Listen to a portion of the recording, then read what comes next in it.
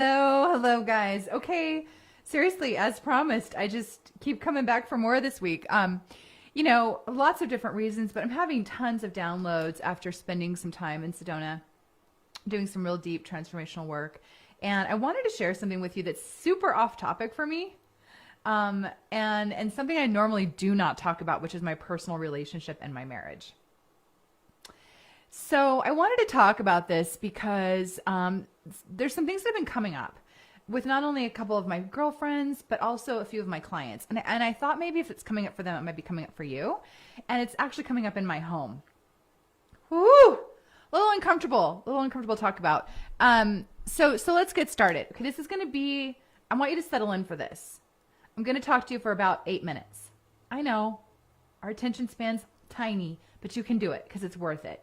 If you have ever felt any jealousy in your marriage, in your relationship, in your partnership, if you have ever felt like your partner isn't giving you everything that they need to give you, if you've ever felt like it's imbalanced, this is the live for you, especially ladies. Listen, and partners that are men, husbands, maybe. This is something that would be is gonna, you're gonna really like it. Women, you might not like this as much. This might trigger you. I'm curious to see how this will land for you. Okay, so for those of you who don't know me, my name's Jen. I like to be known as Jen, the Generator. I am a mind ascension coach. That means I help women blow up the beliefs that aren't serving them, which is what I'm gonna do today. Hopefully, it's my intention, and really step into the fullest power that they have for themselves, in their life, in their purpose, in their vision, so they can stop playing small and get out of their own way. Because, I mean, we are always in our own way. I was for so long. Okay, sometimes I'm in my way in my marriage. Sometimes I'm definitely in my way in my marriage. And my husband doesn't know that I'm doing this live. I'm not going to be talking about him specifically. I'm going to be sharing my experience because I didn't talk to him about this first. So to give him respect, it's about me, not him. And then I'm going to give you examples from a girlfriend of mine and also a client. Okay, so I was having this conversation with my girlfriend the other day, and she was actually saying, she said something along the lines of, I really wish my husband really step into his awakening and his consciousness and level up his mindset and, step into all these different things that I'm exploring and what are important to me. And I was like, wait a second. Like, for me, I went to this point of, when did we start as a culture expecting our partner, our husband or our life partner, to be all the things for us? When did we think that one person was responsible to be everything for us all the time, just because we said some vows? And what I really struggle here with, I wrote some notes down because I was like laying in bed thinking about this. I normally don't like lay in bed and start writing things, but I had this thing. It's like, I don't need my husband to be everything. I don't need him to be everything for me. What I need is to be everything for myself.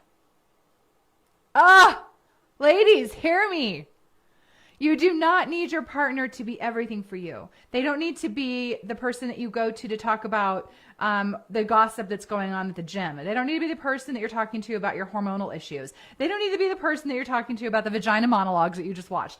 They don't need to be your friend in your spirituality when you want to go do meditation and woo-woo stuff. They don't need to be that for you. You can have deep, intimate relationships with other women that can be that for you. So I told my girlfriend, I was like, why can't I be that for you? He doesn't need to be that for you. I can be that for you. We can have a deep, connected, intimate relationship that's not sexual, right? We can deepen our connection, and you can help and support me in my spiritual growth, and I can help and support you in yours. And we don't need to go to our husbands to say, I want this to be something that it's not for you.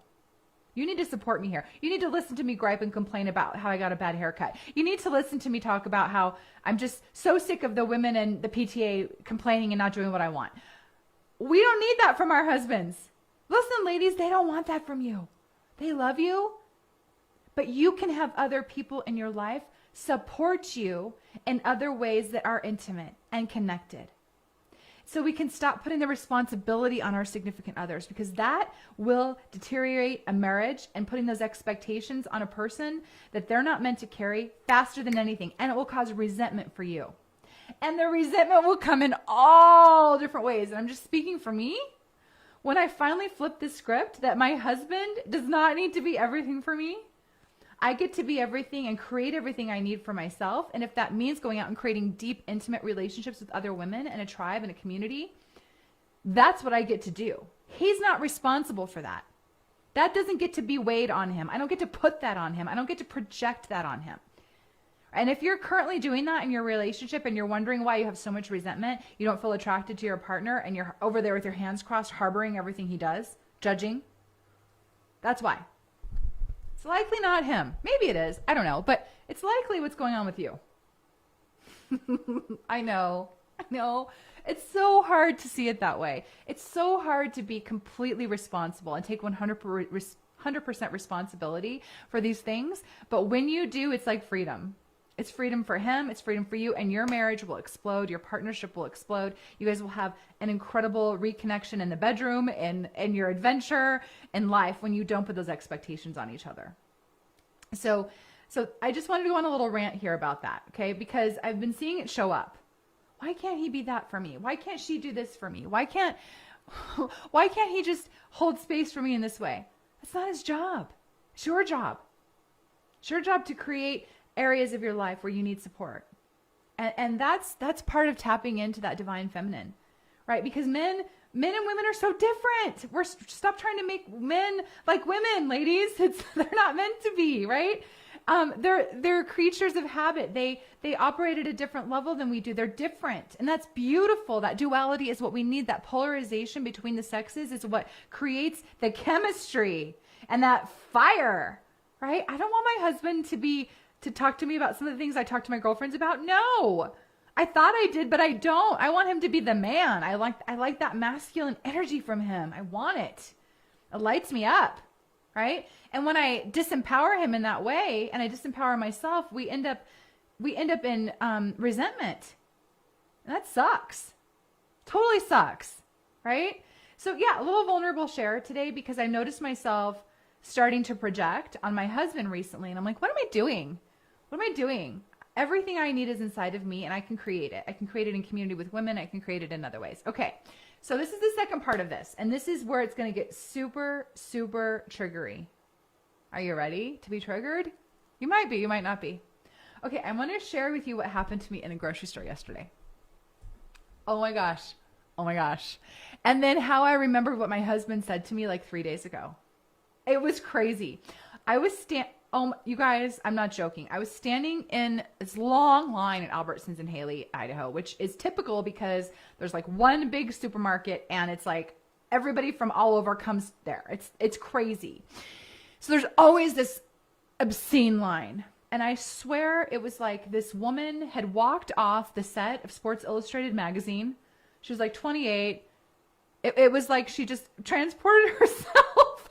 She was like the epitome of perfection, right? Just absolutely stunning. I mean, she was beautiful and gorgeous, and I couldn't keep my eyes off her. I mean, I was just like mesmerized by her. Have you guys ever experienced that? You're like, who is this alien? Right? Okay, so this is what I watched go down. And I was in line, and there was a couple in front of me. Right? The couple in front of me, I saw the man. I mean, he can't help but look at her. You guys, your husband cannot help but look at the supermodel that just walked into the grocery store. Okay? He can't help it. It doesn't mean that he doesn't love you. It doesn't mean that he's leaving you, or it doesn't mean he's comparing you to the supermodel in front of him. It's just his nature. He's going to look at her. Actually, he might look at her 5 times. He's not disrespecting you. He loves you. But I assume it was a husband and wife because of the way that she reacted. But he was looking at her. I saw him like a little bit trying to hide that he was looking at her. And I saw his wife go like this and nudge him in line. And I literally watched this man shrink out of shame. He wasn't trying to disrespect his wife, and he realized that it bothered her, and it scared the shit out of him because he had to go get back in the car with her after they were in line. And he was probably scared to death to get, oh, you think she's pretty? Do you think I'm pretty? The reason I'm doing that is because I've done that before in my past relationships. I don't do it in this relationship because I've learned, but I can hear that happening, right? Ladies, please know your husbands are not disrespecting you. They love you. And believe me, that 28-year-old supermodel is not going to be jumping into the minivan and running off into the sunset with your husband to go sit on the couch and have him watch golf all afternoon and tell bad dad jokes. That's not happening. She's not interested in Fred. You're interested in Fred. She's not, okay? So this is what and I hate to laugh at it, but it's kind of funny. So if we look at men and women are not designed to do this. Like, we don't do that. Men have no control over it. Now, I'm not saying that if a man's out there being completely obnoxious and rude, that's different. But if a man's glancing at a beautiful woman, that means he's awake. His sexuality is alive. He's still in there, right? It's okay, right? It's nothing to do with you. And maybe it has more to do with your insecurity about how you're showing up. Maybe it has more to do about how you're feeling about yourself. Maybe it has more to do about how you haven't been able to connect to him in a real intimate, sensual way, because maybe there's a lot of fear about being seen, about maybe showing your body, even to your husband. But what I'm trying to say is, ladies, listen, if you're feeling that, right, if you're feeling that, please let it go. Because I was listening to my husband in the kitchen the other day, and he was like, I have like PTSD from past relationships and women like literally persecuting me for even like maybe mentioning that woman was attractive or looking twice. And he's like, it breaks down the ability for me to have real conversations, right? In my relationships, unless I know I'm safe and I'm not going to be persecuted for it. And so I think this is a really important thing to think about when we're, when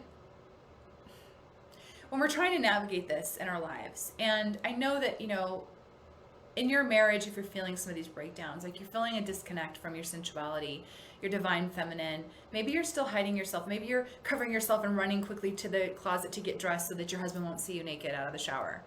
I understand that. And it's crazy to think about, but for years I was a fitness model. I was like fitness perfect in cultural standards. And I had so much self-loathing for my body.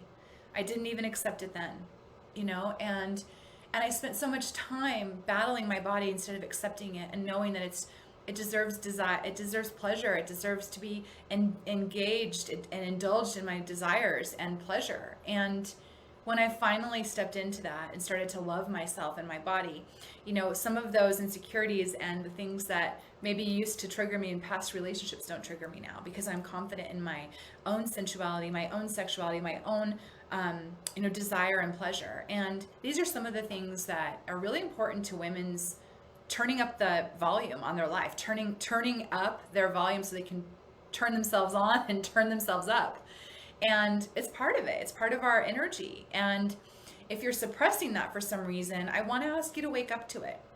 One of the 3 things I do in my programs and what I'm doing in this next 30-day challenge I'm starting Monday is, the first pillar is mind empowerment. It's like a mindset shift. It's really stepping into a higher version of your mindset. The second part is, really working with your health, your body, your fitness, so that you can have a strong body.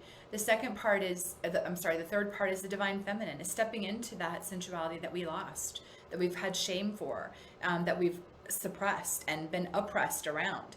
And so these are the things that I work with my clients, and I would love to invite you into it. So we start on this Monday, May 10th. And it's super casual. It's in a Facebook group. It's $30 it's $1 a day.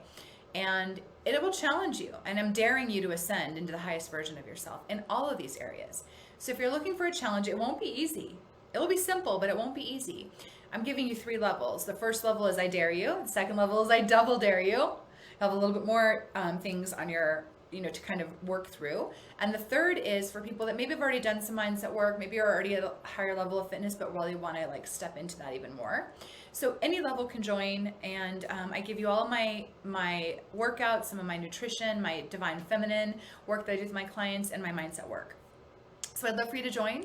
If you guys want to, I'll put the link here below. Hopefully this worked and it's live. I haven't looked on my phone yet, but I'm hoping that I'm live. But if you guys have questions, let me know. And let me know how this landed with you. Let me know if you're triggered.